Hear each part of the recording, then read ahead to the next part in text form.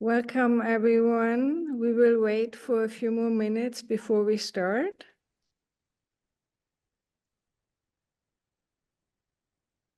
Probably 2 more minutes.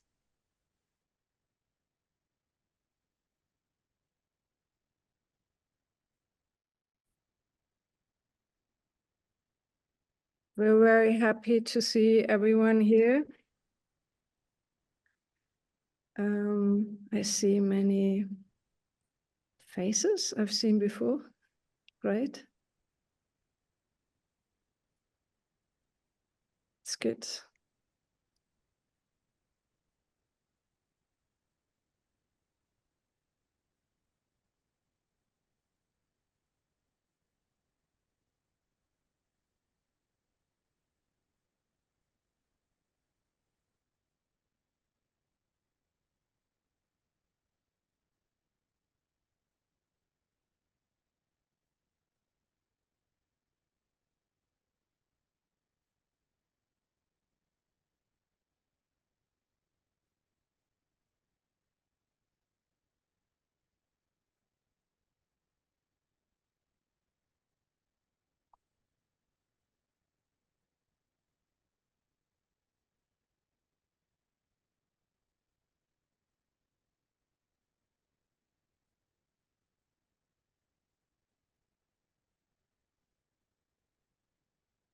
Yeah, so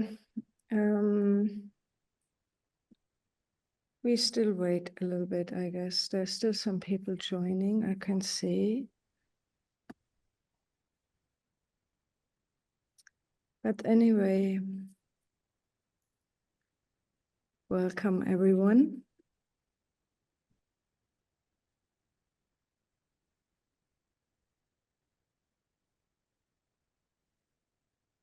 I'm currently speaking from Shanghai, and John is in the same room. We have been doing reviews for Roy Ascott's Technoetic Art students the whole day. So this is the end of a long review session for us.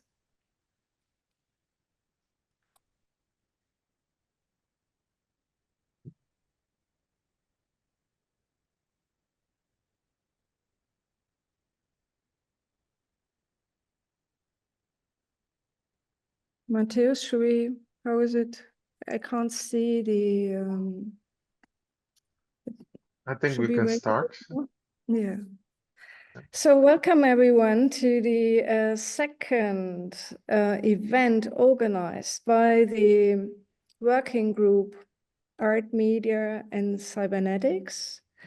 It's a quite new working group that was initiated at last year's conference at the 60th anniversary meeting of the American Society for Cybernetics. And I'm really very, very happy to now hand over this evening and also tomorrow's evening, or for us here it's evening, for you, for many of you it will be morning, to the working group on art, media and cybernetics. And I guess the first person to do now the introduction of that working group is Benjamin. So I hand over. Thank you, Claudia. And good morning for everyone, and kind of afternoon for some people, and it's evening here too. I'm also in China. But let me just give a quick little introduction on the AMC working group and then also the event, and then I'm going to pass that along to Vivian. So at the AMC working group, we explore the evolving intersections of cybernetics, art, and science. Building on mid-20th century movements where artists and cyberneticians pioneered conceptual and collaborative approaches. Through panel discussions, online events, and a growing index of artists, theorists, and key concepts, we examine how cybernetic thinking continues to shape art and media in today's technological and ecological landscape. We aim to advance cybernetics in artistic practices, foster interdisciplinary dialogue, and connect students, practitioners, and researchers in rethinking art as a reflexive system. We are happy you have joined us here in shaping new conversations at the intersection of systems thinking and creative practice.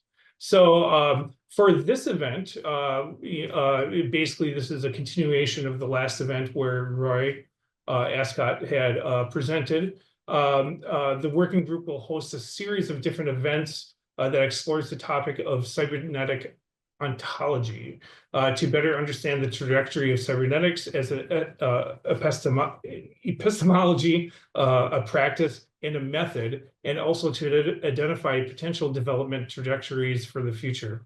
We examine this through the lens of tangible cybernetic manifestations, specifically performative artifacts and systems-based and design practices. At the end of the event, I will give a couple of different announcements of a few of our initiatives. So please stick around and I will announce those. With that, I'm going to pass this over to Vivian, who will introduce each of the speakers and MC the main event. Hi, everyone. So my name is Vivian, and for our first speaker today, we have Charissa Terranova, who is an environmental humanist who is reframing art and architectural history in the age of the Anthropocene. She is a Argra M. McDermott Distinguished Chair in Art and Aesthetic Studies at the University of Texas at Dallas, where she teaches courses on past and present avant-garde, modernist, and contemporary bio, interspecies, and feminist eco-art. So without further delay, I'd like to welcome Charissa to the AMC speaker event. Thank you so much, Vivian. Thank you for the introduction. So I will share my screen now so you can see my talk. So you should be seeing my screen. Do you see my PowerPoint presentation? Yes? No, no, not yet. Okay, let me go back. Okay, let me try that again. So while we're waiting, if for anyone who has questions, you can send those into the chat. Merve will collect those and we will discuss those in order at the end of the event. You see it now, right? Yes, it's up, Charissa. Terrific, terrific. So I'm going to start my timer so I do not run over my allotted 20 minutes. Thanks, everybody, for showing up this morning in this part of the globe, and then thanks for coming on the other side of the globe, those of you who've had a long day. So thanks to also the organizers of the working group of art, media, and cybernetics for creating these wonderful events for the history of cybernetics and practicing cybernetics now, cyberneticians now. So I'm going to move on to my first slide. Let's see, there we go. And it's admittedly just somewhat ahistorical, but nonetheless, I'm going to show you these symbols. These symbols of circular causality and either systems or proto-systems thinking that have been with us for some time, at least the three on the left side of the screen, or the two on the left and the one in the center, and then the also Nietzschean reference, to make the point that, again, circular causality and feedback have been with us, the logic, the wisdom, for thousands of years, certainly. On the far left in the upper hand corner, you have a sculptural relief showing us the Dharma wheel, the teachings of the Buddha, and then another low relief underneath that, where we see architecture, a building, a stupa, which I'll come back to that. And then in the center and the bottom, you have the two lotuses, which represent enlightenment, right thinking, and clarity, which remarkably actually looks so much like the Ouroboros or infinity sign with Nietzsche. When I put it together like this, my subconscious was guiding me because I didn't realize how similar they are. But yeah, and so I also have been thinking a little bit about karma and the relationship between karma and the eternal return, in so much as karma is also the idea, basically, that every act that you perform, you want it to be an act that you could perform over and over again for all of eternity. Now, my research is really not those four images, but the two on the right. So this gets more specifically into where my own research and writing has been for the last 15 years or so. So in the upper right-hand corner, you see another Ouroboros, the snake eating its tail, or an older idea of feedback that goes back to ancient Egypt. And then, of course, why we're all here, the cybernetic feedback loop. But I want to turn now to another set of circles. So be aware there's lots of circles, there's lots of curving form in my talk today. This is a diagram from an Austrian scientist, a biologist and physicist from the 20th century. This is from an article that was published in 1950, Perspectives in the Field of Morphogenesis. And this gives forth the information that is also central to my research. This is a diagram that was in my last book that came out last year, Organic Modernism. But what you see here is the situated biological life in general. The gene or genes that interacts with its environment, like within the chromosome, within the nucleus, within the cytoplasm, within the tissue, within the organism and environment, which gets at a central part of my own, or a central value of my own practice, which is that I myself am situated. And so on the left now you see some language that gets into my own value system. I'm not really one who has talked about values in my life, but given the moment I'm living through in the United States, I feel like I have to talk about my value system. So I am myself and my situation. So I am both individual and environment. I'm organism and environment. I am subject and object. And then very cybernetically, I am observed and observer, observer and observed.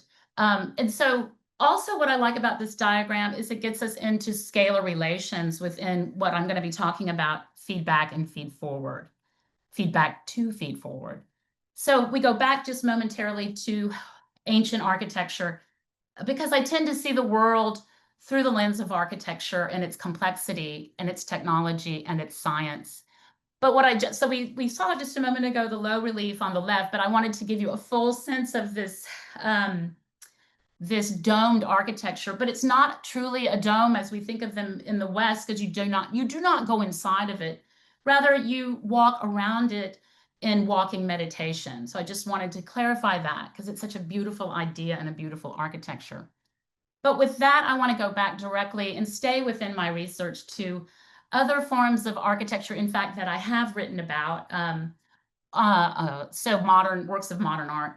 On the left, we're looking at Laszlo Moholy-Nagy's kinetic constructive system that he conceptualized, this collage with the Austro-Hungarian, or Hungarian rather, architect Stefan Ševec and fellow Hungarians. The kinetic constructive system on the left is a small collage, and the little fellow in the corner gives us a sense of a scale, in fact, but it encapsulates Moholy-Nagy's thinking about dynamic movement and the centrality within art, with art and architecture, but the pedagogy, teaching art and architecture, of tactility and lived reality, the lived experience, but the haptic realm. And these are ideas that he's kind of extracting from biology. So what you see are several ways that adult humans can go up and down this kind of grown-up furniture for a playground.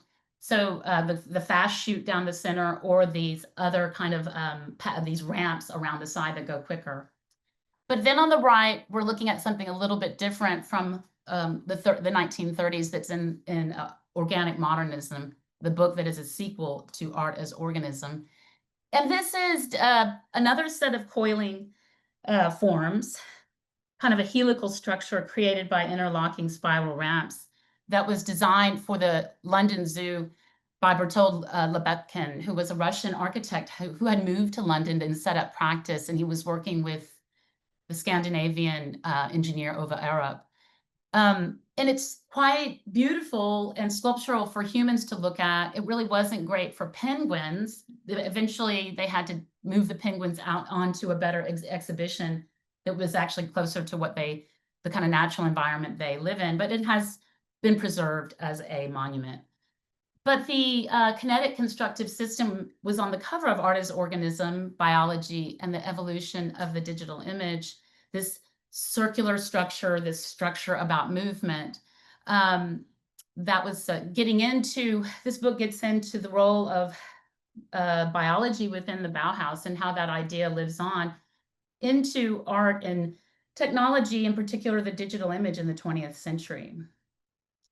So Moholy-Nagy was not thinking about feedback as we think about it in the middle of the 20th century, but he was thinking about, or he was reading about early systems biology through theoretical biology and the popular science writer Raoul Heinrich Francis. You see a few images here. On the left, you see the cover of his book, The Plant as an Inventor. Another book he wrote is that I think all of us, you'll love if you don't know about, The Mind in Plants is something he wrote in the, so 100 years ago, 120 years ago, he was a very popular science writer. And he established what is translated into English is the field of bionics, which in its original formation is biotechnique. And this is the idea that non-human life, plants, cellular creatures, organisms like you see, single-celled organisms like you see at the center of the slide, and other kinds of non-human mammals, create technology that is important for its own right, that we can model our own technology after, which is what Laszlo Moholy-Nagy does in 1928 in his textbook for the Bauhaus. He borrows these ideas, translates Francis' ideas into the new vision as the 7 biotechnical elements: the crystal, sphere, cone, plate, strip, rod, and spiral that of course, we've seen here. So let's see. So that's what I want to say for now about feedback, but I want to really get into the idea of feed forward, which I talk about in these 2 publications on the left. The sequel about another book about the sequel to the last book, Art as Organism, that focuses on the Bauhaus and biology, and then on into cybernetics. And then an essay about Kepesh and McLuhan and I.A. Richards that was published in Jacqueline MacLeod Rogers' book recently. But the person I really want to talk about is I.A. Richards, right? The man to the far right. He was a professor of literature at the University of Cambridge, and his fellow humanists were always angry at him because he really wanted to talk about media and television and things like that. Of course, these are things that McLuhan picked up on, who was his student. So Richards was a mentor to McLuhan. And the word feed forward comes from an essay he presented in New York City in 1951 at the 8th Macy Conference meeting. The theme of that meeting was very similar to the theme of this 2-day gathering. It was titled Cybernetics, Circular Causal and Feedback Mechanisms in Biological and Social Systems. And Richard's talk was a little less sexy. It was just simply communication between men, the meaning of language. But it was in that talk that he introduced feed forward as a kind of anticipatory circular logic or circular causality. Feedback feeds backwards or feeds back into a machine as it, after or through its engagement with its environment, correcting or stabilizing a given organism or machine. He established feed forward as the possibility of a machine or an organism looking forward, looking into the future to plan and to anticipate, and so we can stabilize ourselves in the future. So as you can see, my own practice weaves the history of art and architecture with the history of science. And what I'm doing today, which is something I've been doing, this is where my work is going, is co-mattering art, biology, and scale.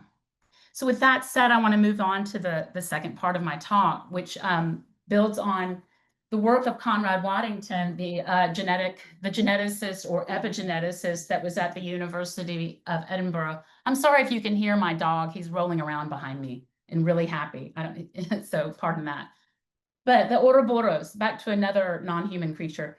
But what I just want to use this as a launching pad to talk about something that Waddington put together. It's a very obscure, I'm assuming it's obscure because I haven't seen any writing about it. This little volume published in 1972 with this great title, Biology in the History of the Future. And it basically was the proceedings of a 1969 gathering in Chichen Itza where Waddington brought together this interesting interdisciplinary group of figures to talk about the history of the future by way of biology. And so Waddington was notably using cybernetic models in his lab, but he was always a thinker, at least in the post-war period, somebody who wanted to practice cybernetics as an interdisciplinary practice as well, very much like the Macy conferences. So in addition to Waddington, you have in this meeting John Cage, whom probably most of you know, but Carl Gurenheden, a microbiologist who was working on automation for medicine. And then, of course, Margaret Mead, you probably know, John Papanou, an architect, a person working in architecture and musicology, John Platt in physics, Ruth Sager, cytoplasmic genetics, so a biologist and a geneticist, Gunther Stent, a molecular biologist with this memoir with this amazing title, Nazis, Women, and Molecular Biology. But in keeping with my interest in situated science and art and science, I want to talk about Ruth Sager, the cytoplasmic geneticist. So Waddington brought her there because he was interested in this scientist doing pioneering work in the 1960s on the genes in organelles, not in the nucleus. So what does that mean? So here you have a very simple drawing of a cell. Most of the time when we think of genetics, we think of that we are told, or you read about genes as kind of units, almost Platonic metaphysical units, extracted or deracinated from their environment. But they're in a nucleus. And in fact, there are genes that are very important in organelles outside of the nucleus. So we get a thesis on genetics that as situated in cells with fleshy bodies, genetics as a situated science, or an epigenetic science. So Ruth Sager was working on plant DNA, or the DNA in chloroplasts. But what I want to talk about briefly is the DNA in organelles, in mitochondrial DNA. In these, again, here we see circular chromosomes. So this is a fantastic microphotograph done in the 1960s by Margit Nass Edelson, and then at that time she was working with her partner Sylvan Nass. So the mitochondrial DNA has 37 genes compared to the 19,000 or 20,000 protein coding genes in the nucleus. But these 37 genes, you know from 7th grade biology like me, are, the mitochondria is the powerhouse of the cell because they oxygenate, they metabolize, they energize the cell so it can create protein for your body. So this is the kind of work that she's doing at the micrological level. But when you read in the dialogue that's recorded, we see another side of her concerns in biology, where Ruth Sager is thinking biology very much in terms of developmental biology. And so here I just want to read part of this idea of the biological Bill of Rights. This is the term I want us to think about from this point on till my conclusion. So she's calling upon the establishment of a biological Bill of Rights for mankind that would include the right to adequate food supply, free of toxic additives or pollutants, the right to clothing and shelter, the right to live in equitable physical environments that are aesthetically pleasing, the right to an upbringing that does not emotionally malform people, the right to a situation that's not abusive, whether by your parents or the news media, the right to an upbringing, the right to free education, continuing as desired throughout life, so public education, the right to live in an equitable psychological environment that has human dignity and diversity, and then the opportunity for creative work and self-development at all points in life. So I just want to say, okay, so she's thinking life in a scalar way in her practice in the lab, but all the way to the fully grown, fully developed human. So she's, again, practicing a situated science with her biological Bill of Rights in this feedback to feed forward. It's both about circular situated feedback, but also anticipation. Who else has said this, used this phrase, lo and behold, my friends, none other than Laszlo Moholy-Nagy invoked the same phrase seemingly before Ruth Sager, or actually before Ruth Sager. He wrote in 1947 the posthumously published Vision in Motion. Recognizing the arts as an integral part of our existence, this book takes as its basic premise the unity of arts with life. Thus, this book is an attempt to add to the political, social, a biological Bill of Rights, asserting the interrelatedness of man's fundamental qualities, of his intellectual and emotional requirements, of his psychological well-being, and his physical health. He's basically calling for the same thing as Ruth Sager. These two very different people. How did this happen? I'm not sure exactly, but we can surmise. So Ruth Sager was an undergraduate at the University of Chicago, where she started as a music and English major, but then met a very charismatic professor of physiology and switched to biology and physiology, or physiology specifically. But in the same years, there's a possibility that she heard Laszlo Moholy-Nagy speak, because he was there from Germany, or from London, actually. He had come over from London and had been made the director of the new Bauhaus in Chicago. So his thinking in terms of biology that we see invoked in the last slide is coming from Raoul Francais, but also other sources, perhaps such as one up would be John Dewey, who's teaching at the University of Chicago, and also for him at the new Bauhaus. And so you'll think of John Dewey when I read the quote here. The true artist is a grindstone of the senses. He sharpens eyes, mind, and feeling. He interprets ideas and concepts through his own media. And this wonderful little thing you're looking at is a measuring. It's like a way to make a measurement of tactility. It's a tactility chart by Francis Fairweather that moves as well. It's held in balance on metal springs, performing a swinging movement when used. So it's a wonderful idea and thing.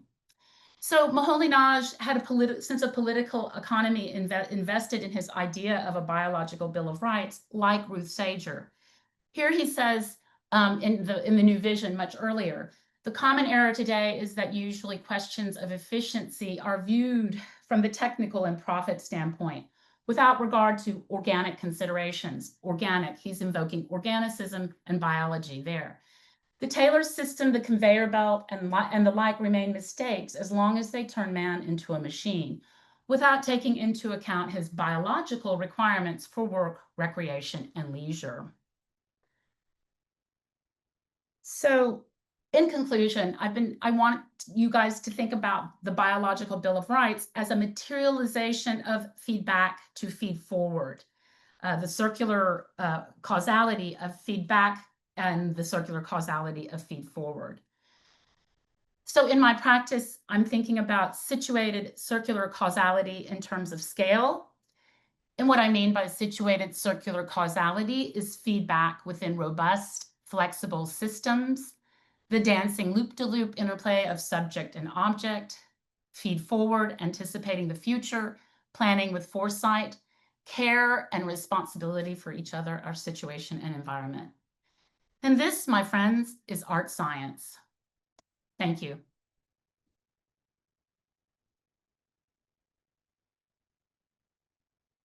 Thank you, Charissa. Yeah, a really amazing talk. I think we've always enjoyed your talks. Very information rich and with a lot of really interesting references. And so, Thank you. So I'd like everybody to hold your questions, and if you want to start sending them in the chat, please feel free to do so. To introduce our next speaker, Ken Rinaldo is an internationally recognized artist working in interactive robotics and bioart. His work explores hybrid ecologies between animals, machines, plants, and bacteria, focusing on trans-species communication, animal agency, and emergent intelligence. His installations, animations, and prints have exhibited in major international exhibitions worldwide, and his works have also been featured in several publication projects. And so I'd like to welcome Ken to the AMC event. Thank you. Can you see my screen? Yes, I think we could see the presenter notes right now. Okay, and let's see, play from the current slide. And can you see the screen now and no presenter notes? No Perfect. presenter notes. Okay, great. First, thanks to the Art, Media, and Cybernetics Working Group at the American Society of Cybernetics for this exciting invitation to speak today. It's a pleasure to be able to co-present with my colleagues, Professor Dr. Charissa Terranova and Joost Rekveld, and I look forward to our ongoing discussions today and tomorrow. For me as a researcher and artist, living systems are really the ideal model for all technological systems. As an undergraduate student, I had the pleasure to study with a man named James Greer Miller, who is one of the originators of a field of study called general living systems. And this was a very important model for me because it really got me to thinking about the world and technological systems as forms of living systems. And can you see the screen okay now? Perfect. We can Okay, see it. great. Yes, perfect. So autopoiesis is a series of robotic and musical sculptures, and these were commissioned by the Kiasma Museum in Helsinki, Finland. They respond to the presence of participants in the installation, and they communicate with each other, creating a shifting interactive ecosystem of human, machine, and nature. The word autopoiesis is a concept developed by Francisco Varela and Umberto Maturana, and it describes the notion of self-making, which is in the nature of all living systems. Here you can see I used Cabernet Sauvignon grapevines with an interest in phototropism and thigmotropism, or moving toward light and touch, and the ability of grapevines, for example, to sense branches near them to get closer to the sun. This was all combined with code in this interactive system. The idea of self-making behaviors through autonomous feedback is at the heart of this installation. The question with this work was how the sculpture system could be most, in quotes, fit for the environment of users, be there just one person or 50 people. The sculptures interact with one another through a hardwired network and a series of audible telephone tones. This is their shared language. As participants engage with the installation, the system evolves in real time, influenced by human presence and internal conversations amongst the sculptures themselves. This creates a feedback loop, a living aesthetic response where the installation constantly redefines itself based on the user environment. In this way, autopoiesis embodies second-order cybernetics, where the observer becomes an integral component of the system, and the artwork constructs itself in relation to those who engage with it. This highlights circular causality and co-adaptation, key traits of second-order systems, where agents influence and are influenced. To achieve this, autopoiesis uses a smart sensor setup and custom circuit designs. Rather than relying on a huge array of inputs, the sculptures use a minimal number of passive infrared PIR sensors arranged to face north, south, east, and west. With just 4 sensors per arm, the system can then detect motion in 8 directions. For instance, if someone walks into the southeast zone, the software knows exactly where they are and directs the sculpture to move in that direction.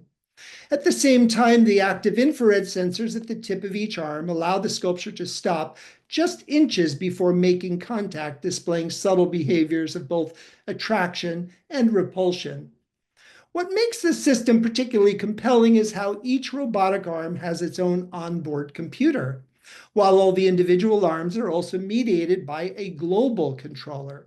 This decentralized architecture enables fast, lifelike reactions, and local sensors always take priority over group behaviors. So if a person is nearby, that sculpture responds immediately, independent of what the rest of the group is doing, while the group continues to act as a group. This kind of software structure echoes Rodney Brooks's subsumption architectures that were developed at MIT, where local intelligence overrides centralized control to produce more lifelike and adaptable robotic interactions and behaviors. Further deepening the interaction, 2 of the robotic arms are equipped with tiny lipstick cameras.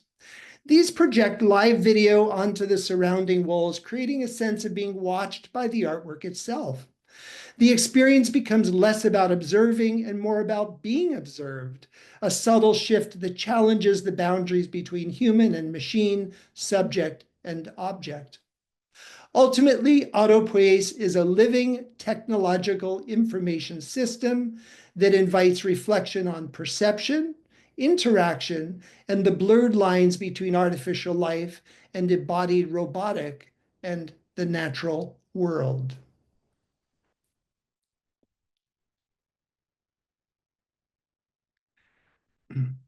The augmented fish reality is another work, and this one empowers fish to control robotic vehicles, highlighting agencies and intelligence beyond human cognition. This is an interactive installation of 5 rolling robotic fishbowl sculptures designed to explore interspecies and transspecies communication. These sculptures allow Siamese fighting fish to use intelligent hardware and software to move their robotic bowls under their control. Siamese fighting fish have excellent vision, allowing them to see for great distances outside the water. They have color perception, and for some reason they seem to prefer the color yellow. From the most recent research into fish intelligence, particularly a volume edited by Dr. Colin Brown at the University of Edinburgh, he says, "Our understanding of fish cognition has been significantly revised. Fish are now regarded as steeped in social intelligence, and they pursue Machiavellian strategies of manipulation, punishment, and reconciliation, while also displaying cultural traditions and cooperating to view predators and obtaining food. It is said that fish monitor the social prestige of others and track relationships in their environment. Fish have also been shown to use tools, build nests, and exhibit impressive long-term memories. They mentally map their environments to locate food, form relationships, and to avoid predators. This design uses 4 active infrared sensors around each bowl, which allow the fish to move forward and backward and rotate their robotic platforms by swimming to the edge of the bowl. The fish activate the motorized wheels that move the robots in their chosen direction. Humans engage with the work simply by entering the environment. In past artworks, I've also observed that Siamese fighting fish move toward me directly, presumably because they are associating me with food. Still, these robots remain fully under fish control, and the fish may choose to approach or avoid both humans and one another.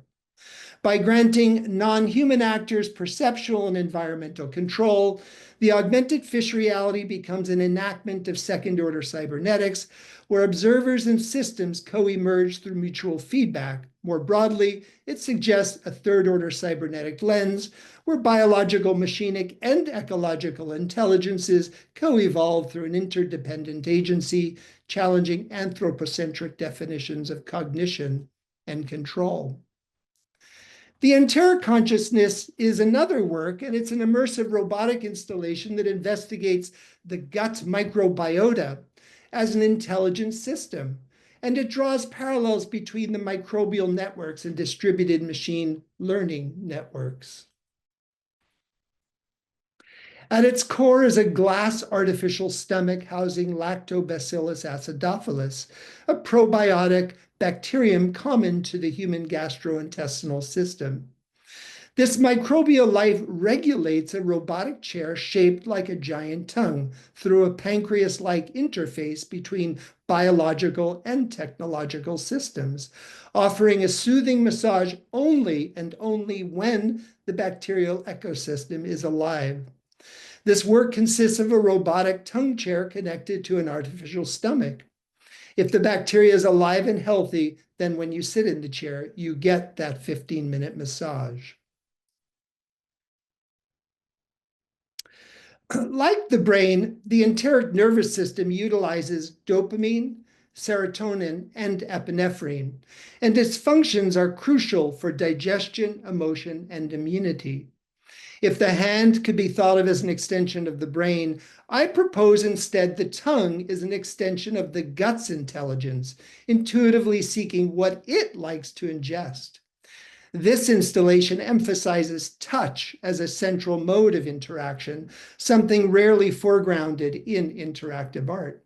The tongue chair covered in red emu leather resembles swollen taste buds and responds to the vitality of the bacteria in the glass stomach, measured through the acidity via a pH meter and modulated through a peristaltic pump, simulating muscular movement and cooling the bacterial cultures. This real-time feedback loop links the microbial ecosystem to a cybernetic response in the robotic system. The bacteria act as autonomous agents, engaging in a reciprocal relationship with the machine, exemplifying cybernetic principles of circular causality and adaptive regulation.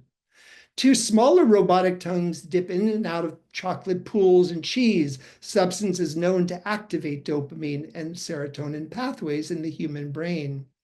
These sensory delights rest on sculptural steel representations of the dopamine molecule, reinforcing the biochemical and emotional ties between gut, pleasure, and machine. Beyond physiology, the enteric consciousness explores the conceptual terrain where humans are no longer seen as discrete individuals, but instead as hollow biomes, symbiotic ecosystems comprised of human, bacterial, and now machinic components.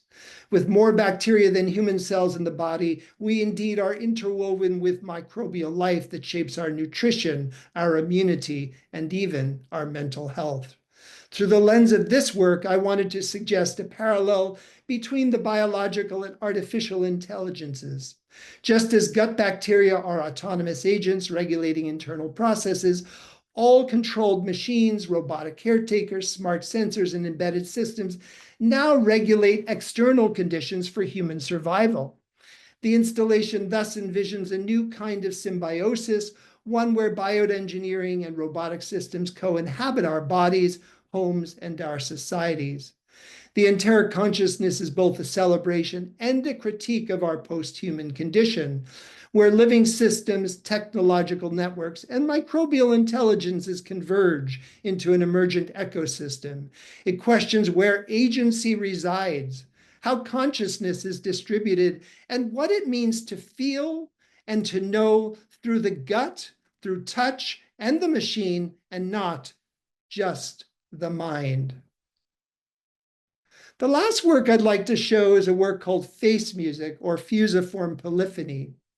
It's an interactive robotic installation that transforms facial expressions into generative sound compositions, creating a dynamic interplay between humans and machines. Comprising 6 robotic sculptures, each covered in human hair, the system reads participants' faces via heat-tracking micro-video cameras.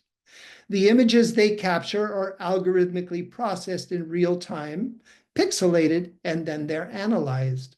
And they're transformed into a continuously evolving soundscape through the extraction of RGB data and its translation into musical tone, rhythm, and tempo via Max, MSP, and Ableton Live. Rooted in the principles of second-order cybernetics, face music situates the participant not just as an observer, but as a co-creator within a feedback-driven system.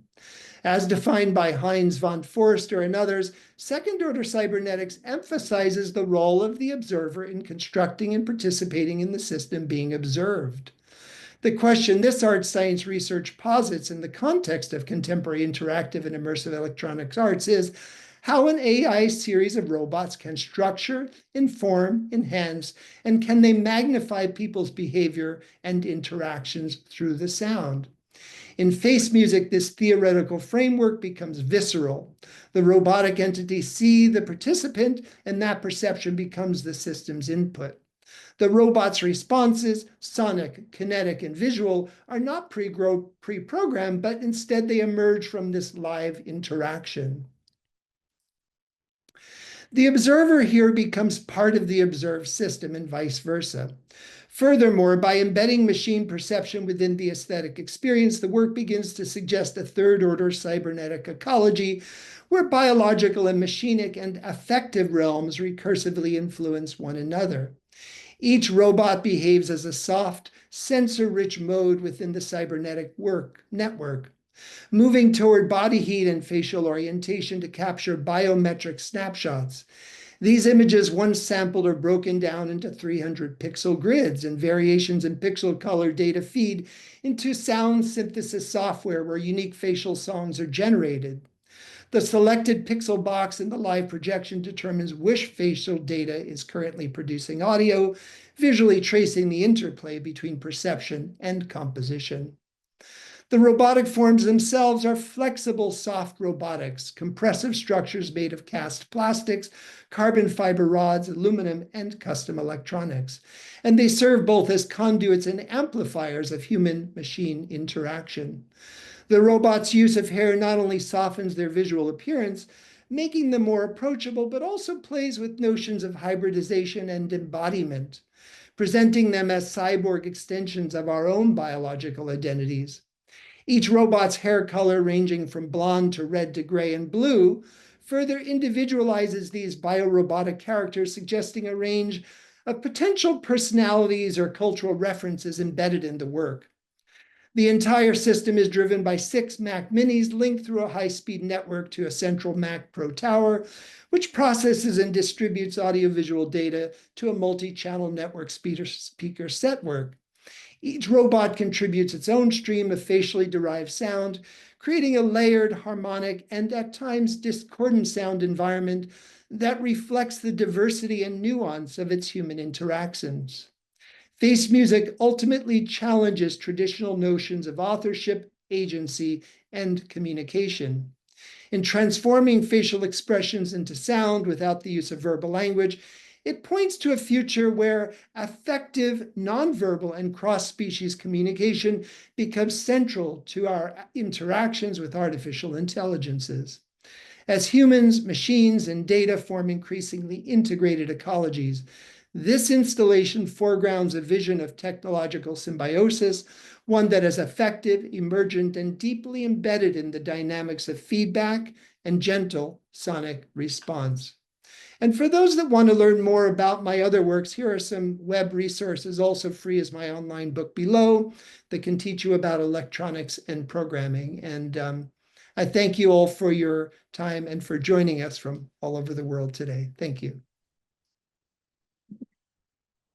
Thank you, Ken. I first came upon your work through augmented fish reality. So I think it's really wonderful today to hear you talk about a body of your work.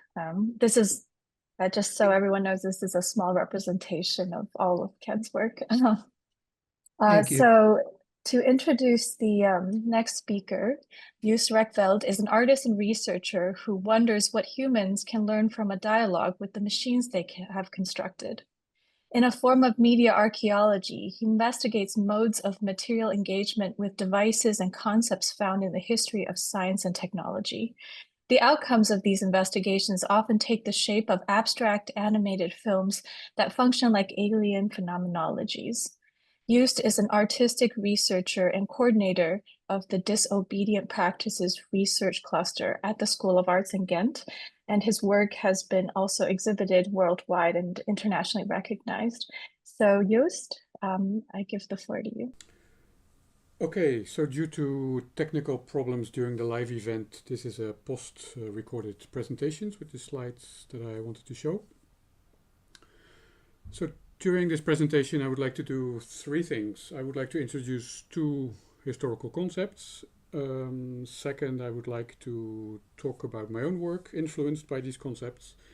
And third, I would like to read a text which is more a reflection triggered by these 2 concepts about the entanglement of humans and machines and about the idea of novelty, of the emergence of novelty in this entanglement. So first, these historical concepts. There will be lightning empiricism and Darwinian machinery. And lightning empiricism is a concept from the world of analog computing. And analog computing, I will not talk about it very long. I will try, but it starts from the op amp, which is this is a diagram of one of the first. And an op-amp is an amplifier which can be used to do mathematics. And this emerged from the world of gun control during the Second World War, like how to shoot bullets at the position of a plane in the future. And these amplifiers, they became the basis for large simulation facilities, first also for planes and missiles, but later also for all kinds of systems. So these were large, like the mainstream of this development was towards large devices, like large centralized computing or simulation facilities. So this also really became an industry. But I want to talk about a different branch from this history, which was mostly driven by engineers and which was towards this idea of lightning empiricism. So this is an example. This is the setup, the home lab of George Philbrick researchers in Boston. There was a company who sold the first op-amps commercially. But they also built these devices, these black boxes. So one box is, for instance, can do addition, another box can do multiplication, and you patch all these things together, and then you have an electronic device which can simulate some system. For instance, a chemical plant, something like that. And the idea is that you turn the knobs and that on the screens in real time, you see the changing of the curves of the operation of this system. So the idea is that you can do simulation in real time, which was certainly not possible with digital computers in that time. And that's why it's called lightning empiricism. Like lightning is about speed, but the empiricism is about thinking of computing as a form of exploration. You have devices which have a display, so it's about visual interaction with a mathematical model. So it's a kind of feedback loop between the model and the operator. And one of the things I found really interesting about this tradition is the notion of feel, which is very important in it. So it's also the non-verbal knowledge, which is also considered as valuable. One of the links with cybernetics is this research by Donald McKay. Donald McKay is known in early British cybernetics, but a lot of his work was actually doing this high-speed analog computation. And it was also linked to his investigations into information content. Like he thought in the 50s that the bottleneck was actually the communication between the device and the human operator. So he experimented with having like all these layered curves, working in stereoscopic displays, all these kind of ways in order to increase the information content. So that this could really work to explore and solve mathematical problems. One link I would like to make between this history and more recent work in the arts is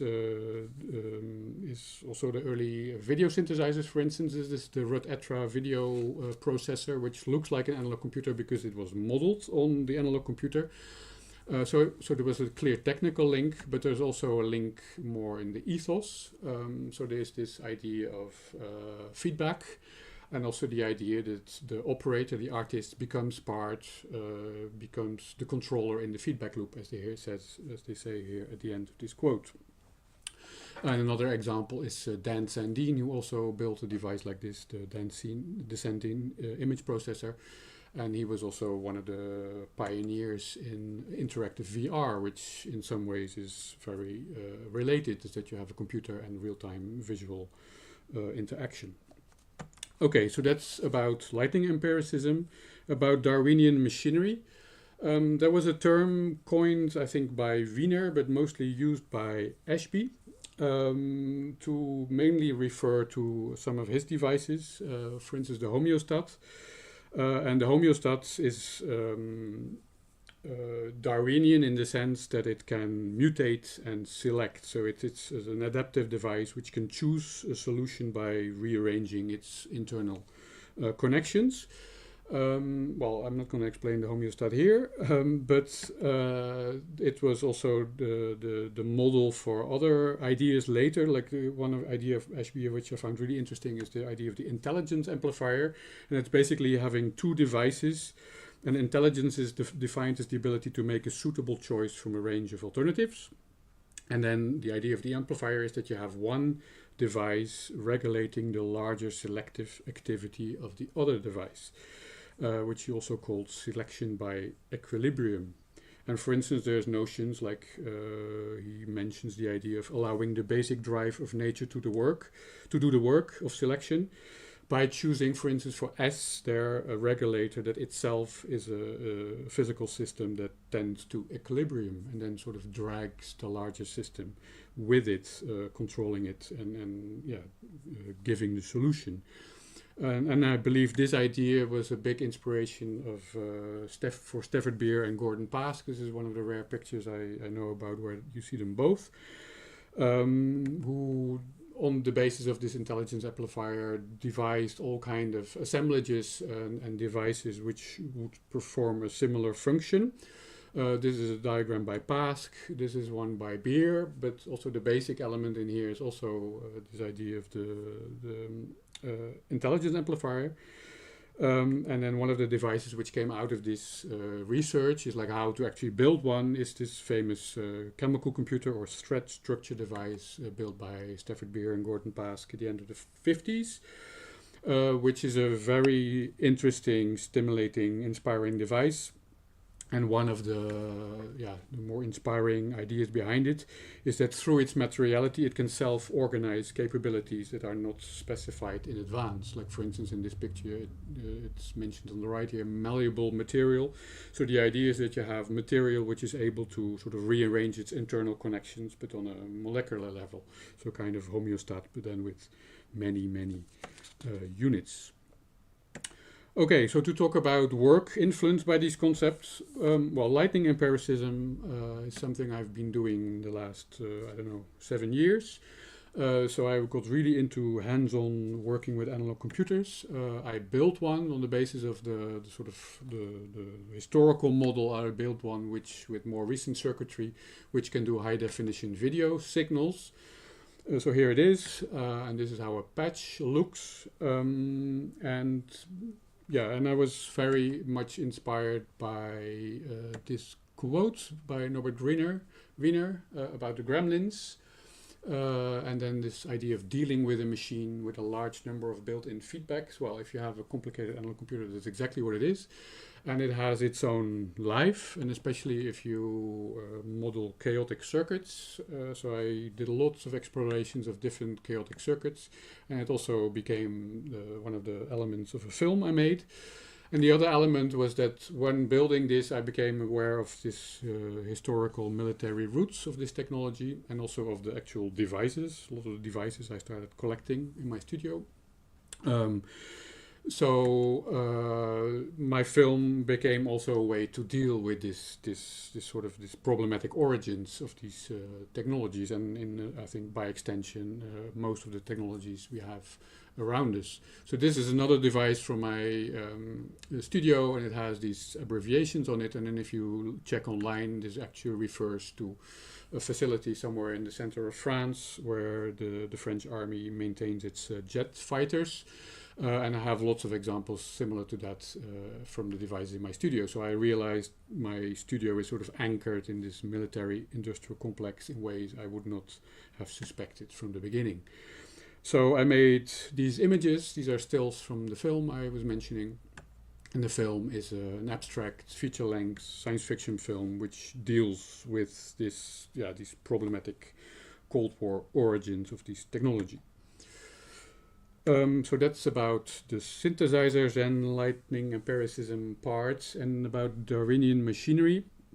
I found, well, I'm working on a new film or installation piece, and the inspiration is this drawing by Ernst Haeckel, one of the promoters of the ideas of Darwin in Germany in the 19th century.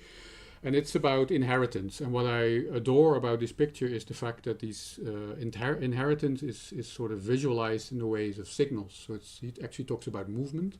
So the idea is that, well, this was before DNA was known as a carrier of some of the information. So it was speculative, like Haeckel didn't know how these things were, like how inheritance is transmitted, but he thought it was probably through the movement inside the cells. And what I like a lot is that these look like signals. So it's about evolving, or the evolution of signals. So that is what I want to do. So on the left here you have, on the right is an analog computer, on the left is a bunch of video switchers, and I'm using those switchers to actually do the patching of these analog computing patches for me. So that's for now on the basis of the analog computing I built. But basically the whole, my question in this project is like how to co-create with the materials I use. So with this patching, I'm hoping that this will result in patches which are not standard, which sort of use the weirdness of my self-built circuits, which explore all these things you could not explore without trying it out. So by trial and error that it will evolve these patches, which are theoretically perhaps not feasible, but which actually do work. So also looking for like the spontaneous utilization of unsuspected affordances of capabilities of my own circuits, so kind of automated hacking. So I'm building the few devices I still need to do this, but I'm also at the moment really investigating different ideas about Darwinism, so looking a bit wider than neo-Darwinism. So this guy Jean-Jacques Cupiech, who I find very interesting because he talks a lot about the indeterminacy of gene expression, and basically the idea that this whole evolution or the sort of the development of our own bodies is much more chaotic and indeterminate than one would think. And I'm also looking at what I call paleo-Darwinism, like authors like Haeckel and also Darwin himself, and I'm really interested in this continuity where they talk about between the development of the individual and the development of the species. And also, and that's also I think where the link to Pasc comes. I'm inspired by this thread structure device. I'm really also looking for ways to incorporate different materials like electronic materials, semiconducting crystals, piezo crystals. And I want to go into the direction of what is called evolutio in materio. So it's like trying to find a configurable material and then evolve these configurations in order to do certain things. Okay, so this is some raw materials, and this is actually my very first, very modest tryout of these Pasc thread structures. Okay, so I want to switch to the reflection part. So I'm going to read a text. And the person we see here on the screen is Edwin Hutchins. Human thought is inherently entangled with the world of human artifacts. What I discussed as lightning empiricism is an obvious example of this, but this entanglement is much more fundamental. Over the last 30 years, there has been a remarkable progressive articulation of concepts addressing this question. And an early step in this progression was the formulation by the anthropologist Edwin Hutchins of the concept of distributed cognition. In his studies of ship navigation, Hutchins shows that many of the cognitive processes that we traditionally locate inside of our heads are more appropriately located in social and material structures. The intelligence at work in steering a large ship can, for instance, not be found outside of the artifacts, procedures, and social structures that this steering involves. The crew of a ship does not consist of mathematical wizards, but of people who are trained to look at dials, to consult charts, and to plot courses. And Hutchins writes, and I quote, "Humans create their cognitive powers by creating the environments in which they exercise those powers." End of quote. Humans create their own technical milieu and assimilate their environment through what the French paleoanthropologist André Lecroix-Gourand referred to as a curtain of objects. I find this a beautiful image, and it evokes humans who collectively create an intermediate space that consists of clothes, buildings, and other artifacts. And according to Lecroix-Gourand, this intermediate layer forms the interface between our inner world and our planet. The human is defined by this layer in the same way an amoeba is defined by its cell membrane. It is its delimitation as well as its gateway to the world.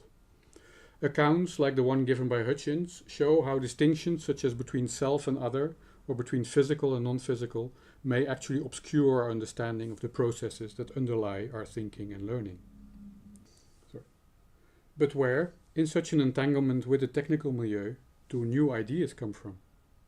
One similarity between lightning empiricism and Darwinian machinery is that they are both able to incorporate variation, and novelty can arise when we allow ourselves to be attentive to its results.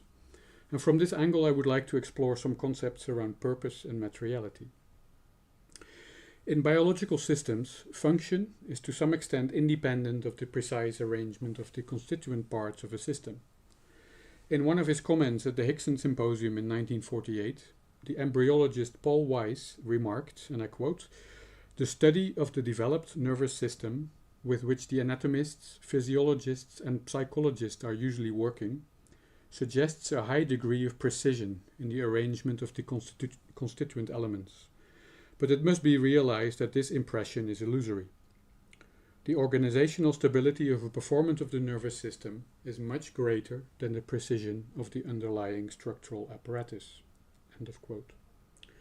And when we model such processes, stability is typically achieved by rewarding success, leaving the detailed specification of the mechanism to a process that is to some extent independent.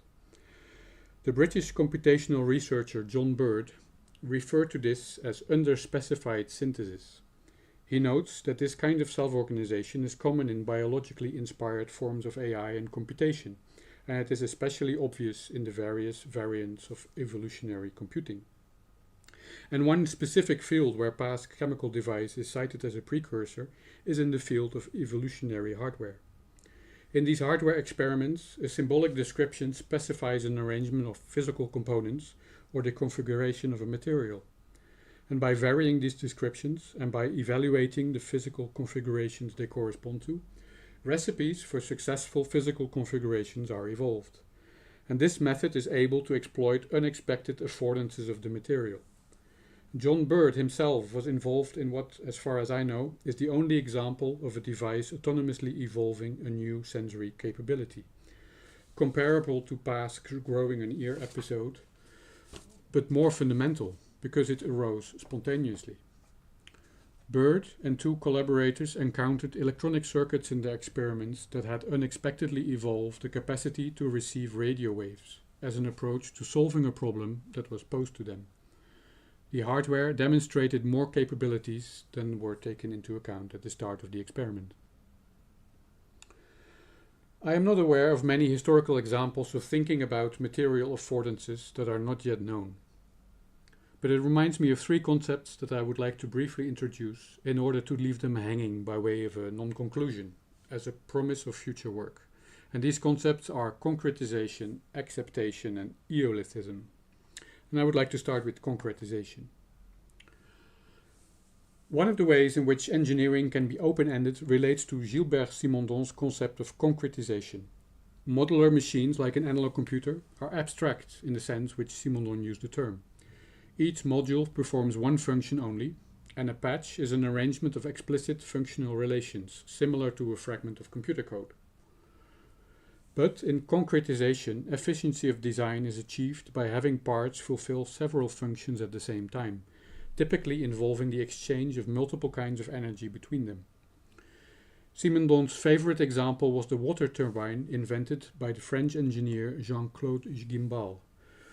The layer of oil inside the turbine serves to keep the water out, to lubricate the mechanism, to electrically isolate the generator, and to transport the heat from the generator to the water. The reason that analog circuit design is sometimes referred to as something of a dark art is related to concretization. Elegant designs typically exploit more exchanges between components than only the flow of electrons. And such relatively concrete analog designs were typically produced in a long series of physical prototypes because they exploited phenomena that were hard to predict in existing numerical models. It is through concretization that machines evolve away from their primitive abstract form. They acquire a coherence that makes them resemble natural phenomena, and this is generally the source of what is surprising, elegant, or beautiful in engineering. And the second is acceptation. In 1982, the paleontologists Elizabeth Waugh and Stephen Jay Gould introduced the term acceptation into the vocabulary of evolutionary biology. It refers to an evolutionary transformation in which already existing features of an organism find a new function, causing an evolutionary pathway to branch off into a new dimension. Feathers are the classical example. Initially, they evolved as a means of trapping air for thermal isolation, but they turned out to be exceptionally well suited for the control of airflow needed in flying. And there's also one example from the history of technology, or a story, which is a clear case of acceptation. So the idea goes that the microwave, or the magnetron as it's called in some languages, was sort of spontaneously discovered, is actually an acceptation of the radar tube, which generates these microwaves, and that engineers discovered that the chocolate in their pockets was melting. And that then from there they got this idea, oh, we can also actually use it to heat food, and that was the beginning of the microwave. Well, this was later also debunked as more as a marketing story, but there are lots of examples of these kind of discoveries happening in technology. So I talked about concretization, I talked about acceptation, and the last concept I would like to talk about is eolithism. This word has an interesting history. At first, it referred to the very primitive tools which were found and which were imagined to be used at the dawn of mankind. This is also where the name comes from. The French paleontologist Marcelin Boule proposed in 1905 that many of these perceived alterations of these stones were in fact produced by natural processes, such as river currents, so that these were perhaps not tools, but just, spontaneously altered stones. And in 1953, the American writer Hans Storm repurposed the term to refer to how materials can suggest goals. And during the first symposium of the American Society of Cybernetics in 1968, David Hawkins talked about this notion, and he described two principles on which the eolithic mode is based. And the first is that and I quote, at any given time, a human being can be described in terms of overt involvement or purposes, which, as we say, take up his time. But these purposes are not intrinsically stable and are subject to perturbation. And the second principle, and I also quote, is that the Eolithic craftsman is responsive to the suggestions of the heterogeneous and varied nature of his materials, when the structure to be fashioned is not a bridge or a tower, but the individual life, or society's life. It is out of this qualitative diversity that purposes gets destabilized, just as Storm's Eolithic craftsmen find that if the spear doesn't work this time, he will find another use for the stone at which he has been working. End of quote. Okay, so to conclude, in my view, these three concepts relate to the notion of liberating the machines that was evoked by Gilbert Simondon in his book Du mode d'existence des objets techniques from 1958. In the introduction, he complains that culture has a xenophobic attitude towards technology. And to him, it is a mistake to oppose the world of technology to the world of culture.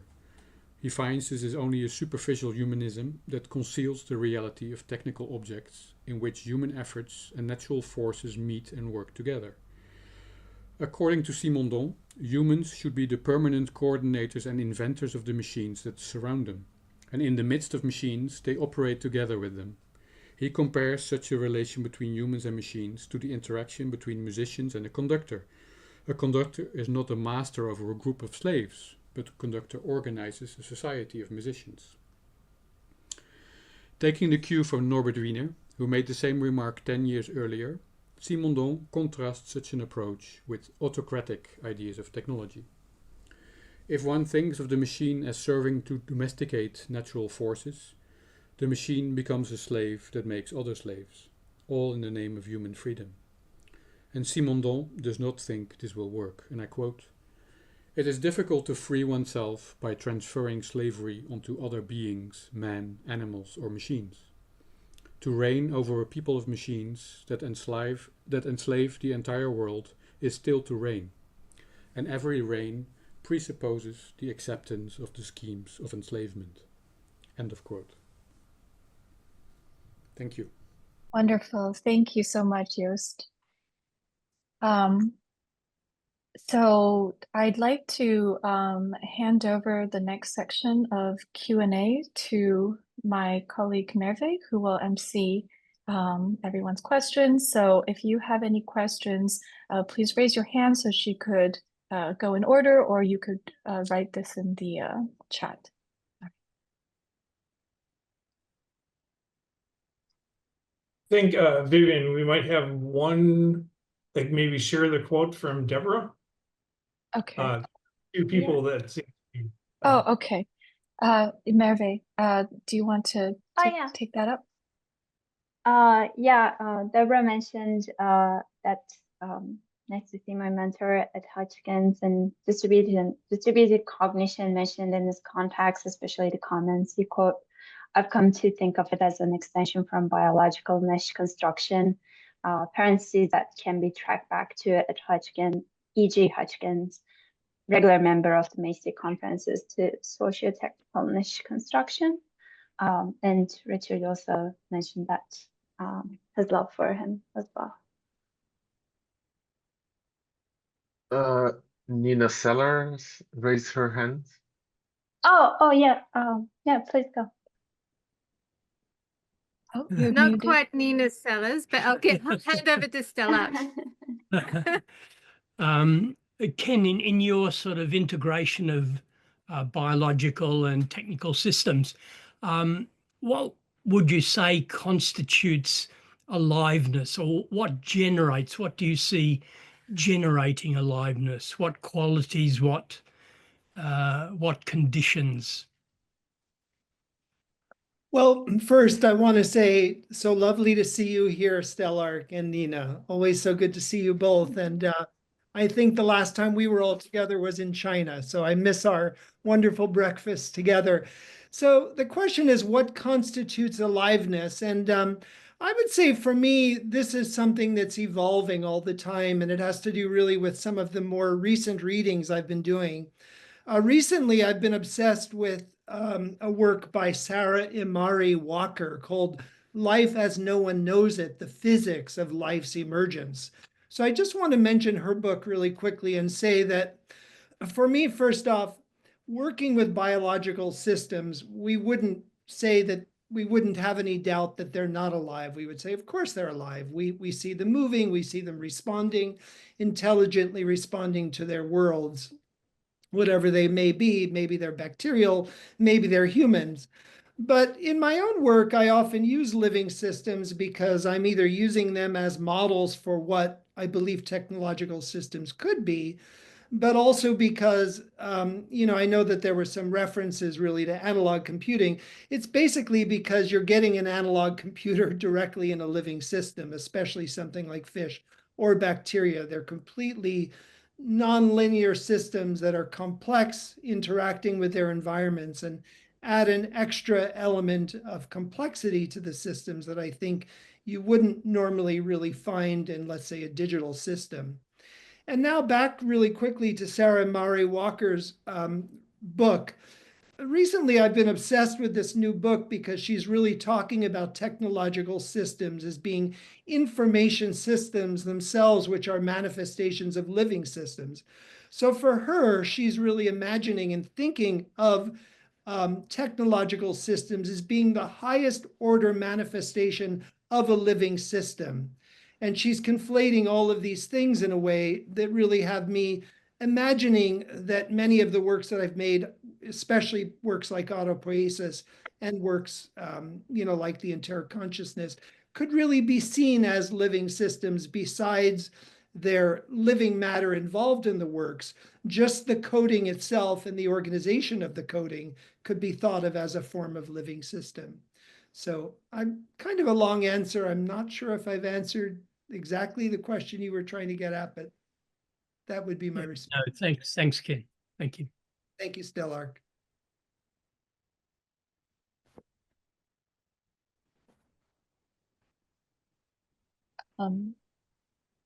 Any other questions? So I'll pose a question.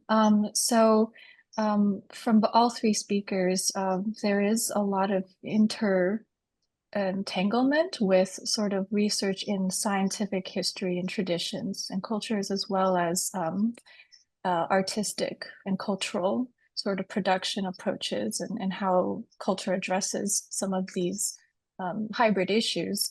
And I wonder, from all three speakers, what do you think the difference is between these different approaches on similar topics? You can speak about it maybe from a bird's eye view if you wish, or from your own perspective.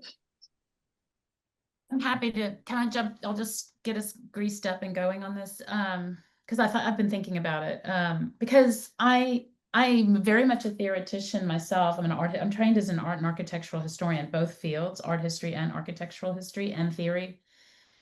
But I am weary or tired of like kind of older ways of doing theory, just me personally, and even sometimes reading it.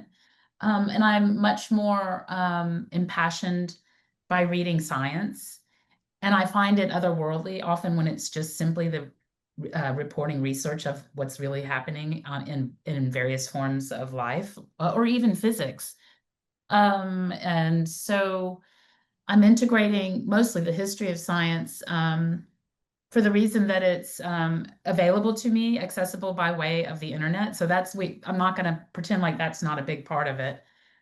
But also simply because it's refreshing and new, and I feel like I'm engaging something more material. And so it is probably, my work is closer to speculative realism because of its this kind of engagement with this form of material reality or materialism. And I'm tired of art history. I always was tired of it. Even when I was young, I was tired of it. And don't get mad at me, art historians. I mean, they always are anyway. I'll stop.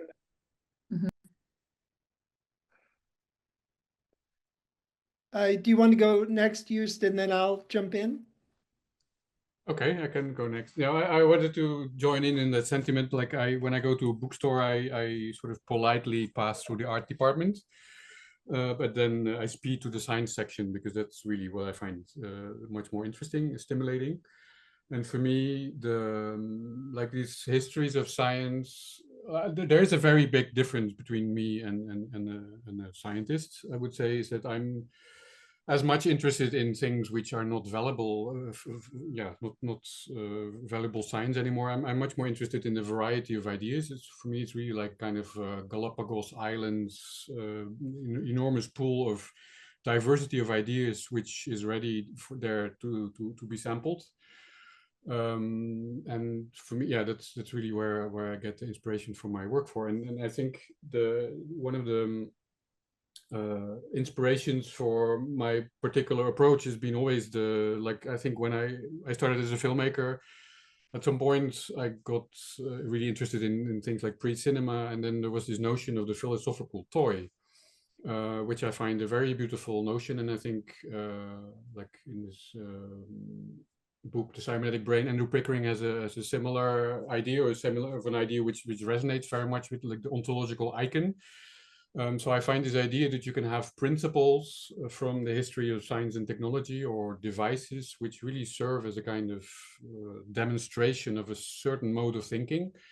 I find that's a very interesting notion. And also, I think Ken said that he's sick of not just the mind, I wrote down.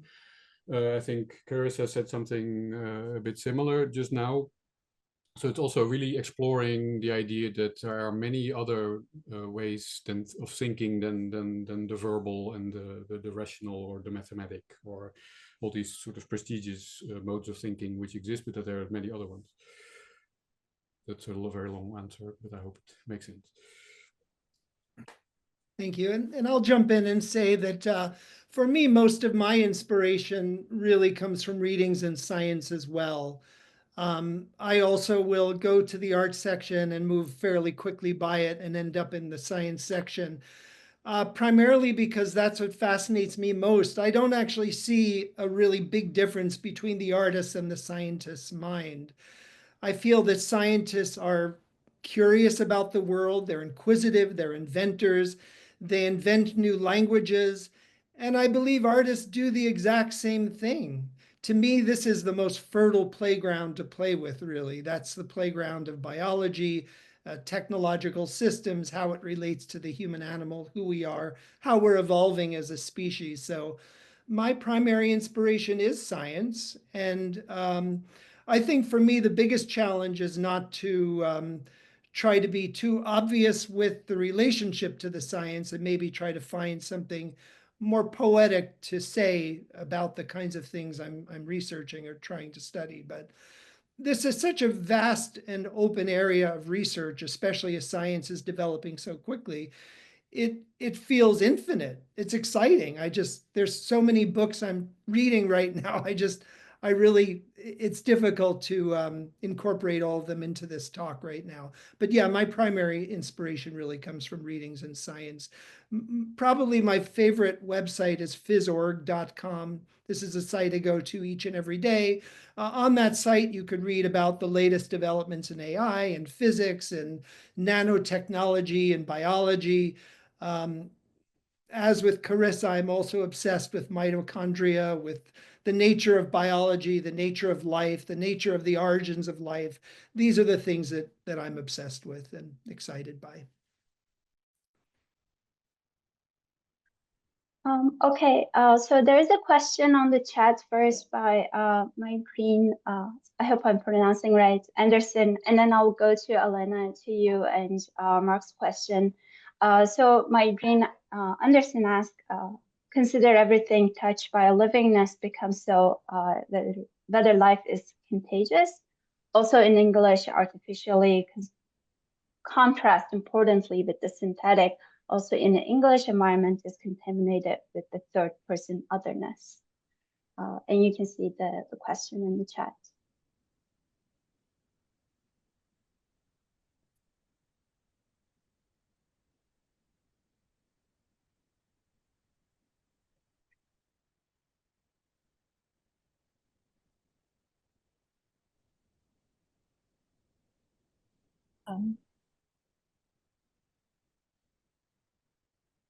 Does anybody want to jump in? I'll jump in.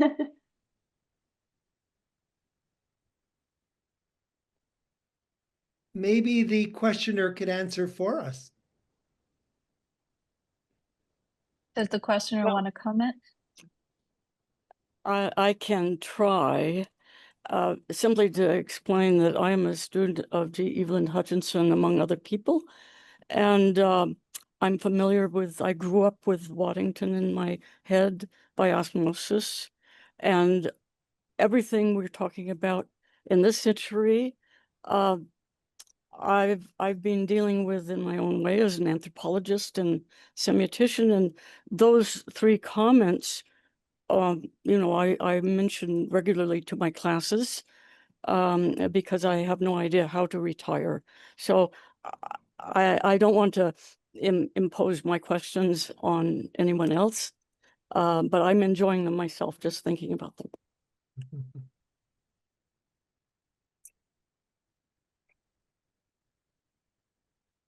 Okay, if there's no other answer, maybe I can give you Elena because you are the next one. Hi, first, thank you for three extremely interesting presentations. The question that I had maybe is more related to Ken's work is Gordon Pask has been very influential in the cybernetics community, and I wondered if any of you used his work as part of your inspiration, or how familiar you were with it.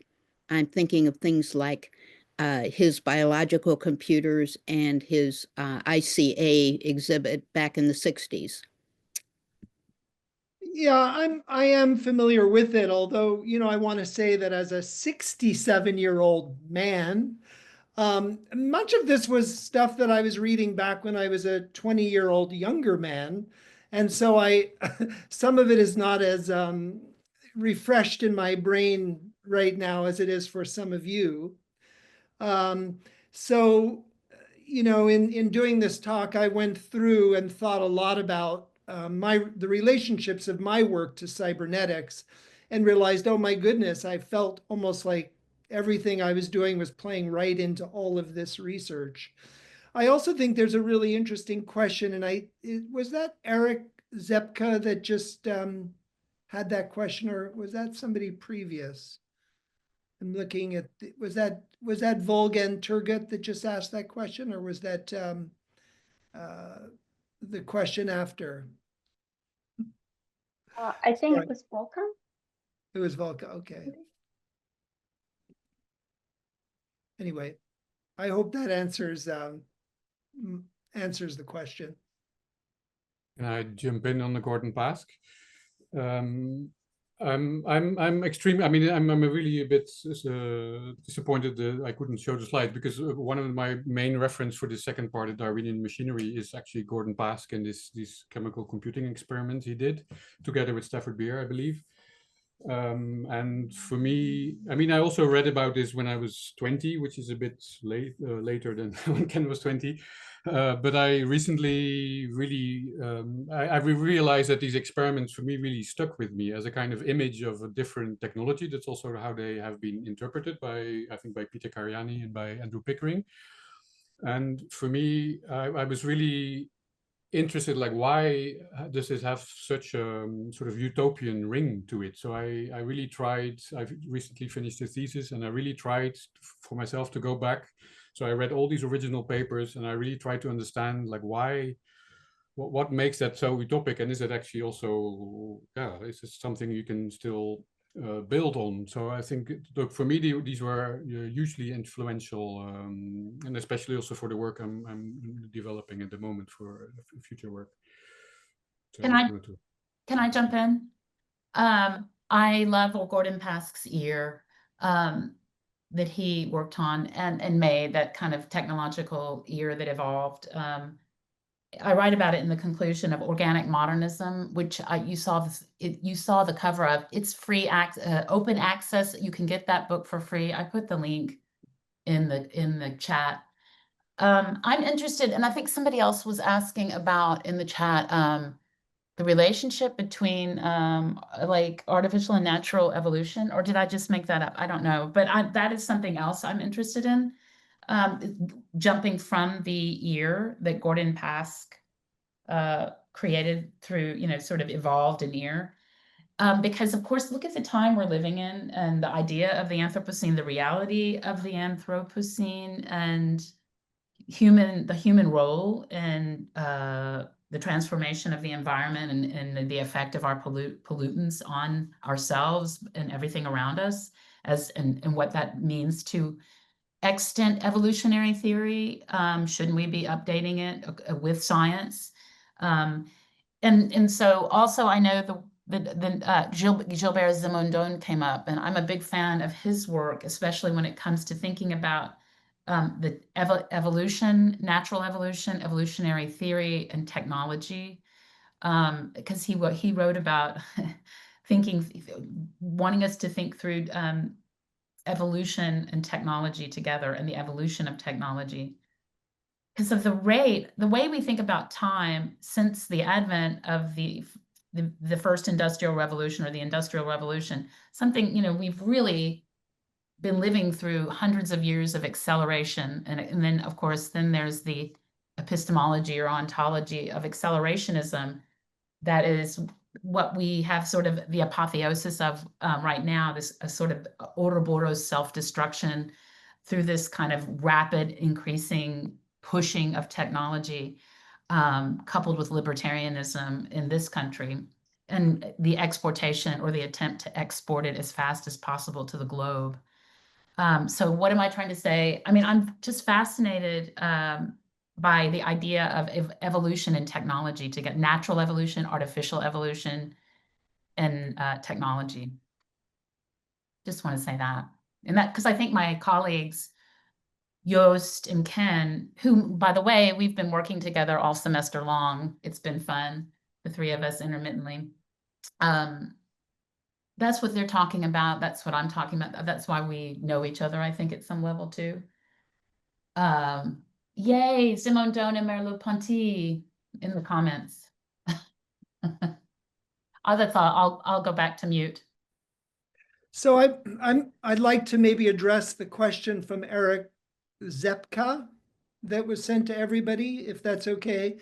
And I think that's a very interesting question about navigating the terrain between ecology, biology, and how technology changes over time. I would say that as somebody that was working with living systems and biological systems early on, one of the things that I came to realize was how, even though technological systems were so incredibly powerful, how unsuccessful they were really in modeling the true complexity of living systems at every level. And so it's very difficult to think and even think about the word ecology when we're talking about, and I think this was well alluded to a moment ago in Charissa's talk about the environmental challenges and nightmare that we're all experiencing right now. It's the kind of idealism of technology and the hopes and the promises that technology also offers us, while at the same time we're looking at and imagining and thinking that these technologies are destroying the very planet that we're existing on. We can look at the World Wide Web and say, oh yeah, it's like the mushrooms in the soil in the forest, and yet at the same time it's the largest coal-fired plant or network on the planet. So it's difficult for me as an artist working with ecology, ecological systems, with biology, to think about and to utilize technologies themselves which are destructive by their very nature. And this gets to the materiality of the works, like using things like lead solder or any of the plastics that I use. It's almost a kind of a constant weird guilt that I have in trying to understand what biological systems are, how I can be more ecologically sound on the planet as a human that's part of destroying the planet, and at the same time try to understand and model some of these things and try to look to the wisdoms of these things. And maybe this gets to some of the ideas of the third order cybernetics, which is how can things become more environmental? How can technologies better mimic the capabilities that ecological or biological systems have, which is to reprocess themselves, to, I'm always looking at the detrivores or things like isopods as the ultimate species, because they only eat dead matter. Everything gets reprocessed. So I think we need to find an ecology of technology, which at this point, I don't think we've really been able to find.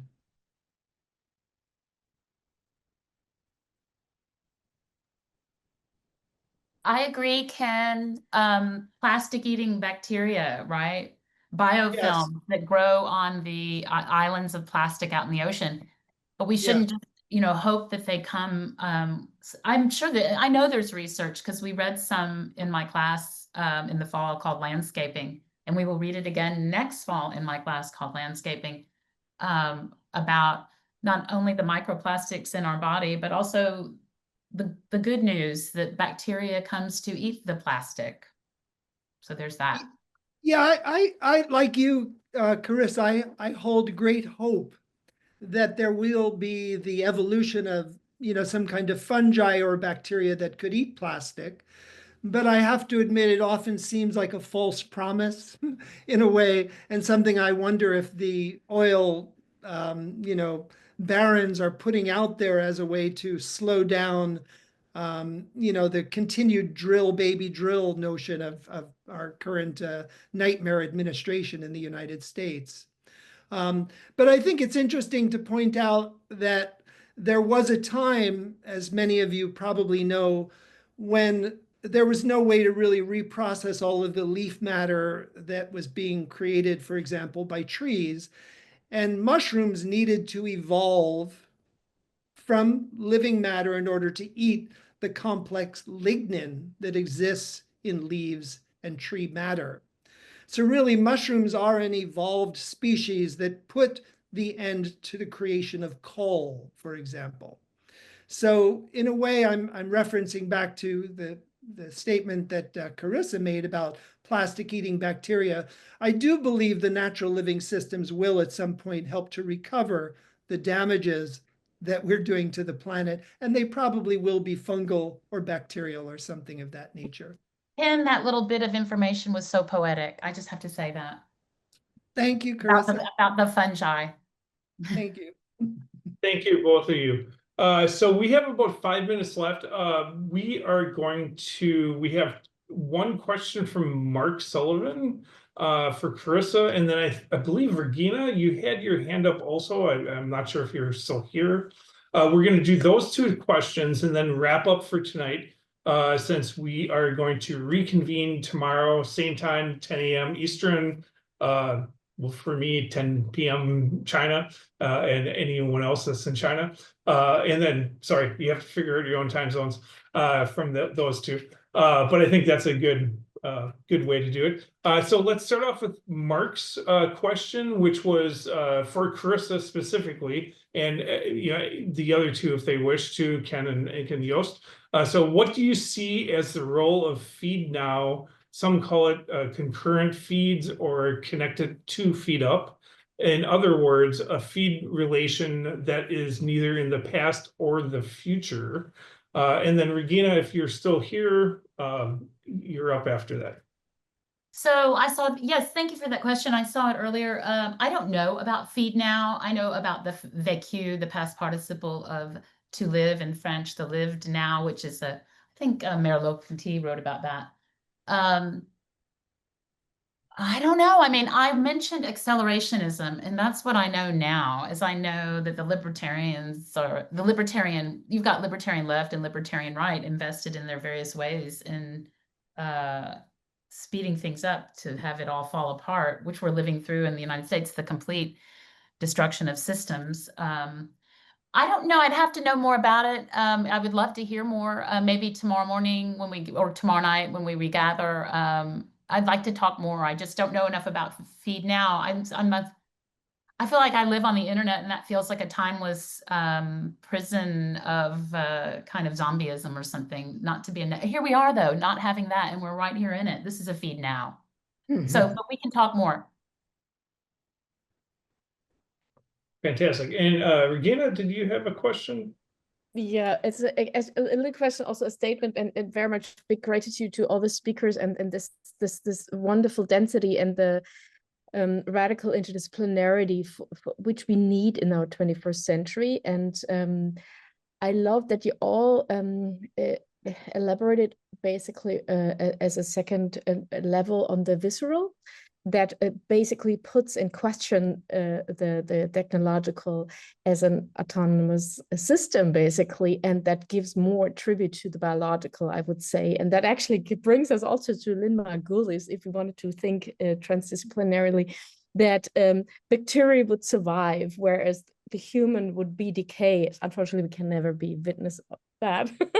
And yeah, Carissa, I totally, as an art historian, I totally be on your side to say that art history is a dusty discipline that we have to actually bring into the 21st century. And that's actually also, I'm so grateful for that panel. I'm sorry, I'm going too general, but maybe to make a statement, maybe we can all, you can all elaborate more on the visceral, and maybe that brings me to a little idea of putting more agency in non-human beings and entities, and I would be interested also in Ruth Sager.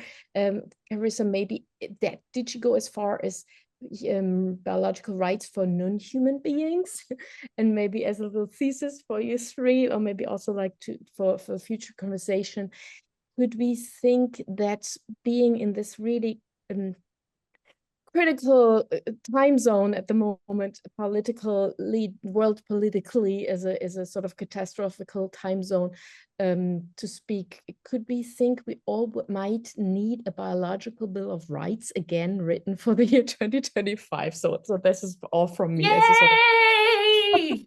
Yay! I just want to respond really quickly, Regine. I love your comment, because I think this is what it's all about. We're so obsessed with our anthropocentric ways of seeing that we don't see all of this beautiful, delicate, sensitive life all around us. And that includes the insects and the fish and everything that we're symbiotically intertwined with. So I was going to say that for me, perhaps one of the greatest and exciting developments coming out of artificial intelligence and large language models is finally the ability to use AI to potentially decode what it is that whales, cetaceans, potentially insects, birdsong, dogs are trying to tell us. What will they tell us? What would the bacteria tell us? What would the fungi tell us? I think they would be screaming, you're destroying our world. You're not respecting who we are as a species, what we are, how we see, what we think. So anyway, thank you, Regine. Okay. Any other comments to Regina? Okay, so we're gonna close up for tonight or today. And so I've just got a couple of announcements before we close up tonight.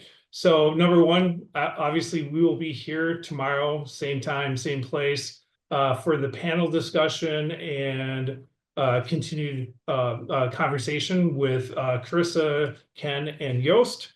And then also we will be having kind of a more of an open discussion meeting coming up Saturday, May 24th. We will push this out also, same time, 10 a.m. Eastern time, where basically the work group is going to present some key projects we've been discussing, things like maybe doing a podcast, a zine, and some other types of initiatives that could get everyone involved, where we could really look at this intersection of cybernetics, art, science, and so on, and really start to try to push this out to a larger audience. But a lot of different things, and we're open for the discussion. So it will be basically an open discussion meeting for everyone. And then, you know, we definitely seek feedback. But anyways, thank you, everyone. Thank you, Charissa, Ken, Joost, for the fantastic presentations tonight. And we really look forward to tomorrow's panel discussion. So thank you. Thank you so much. See everybody tomorrow.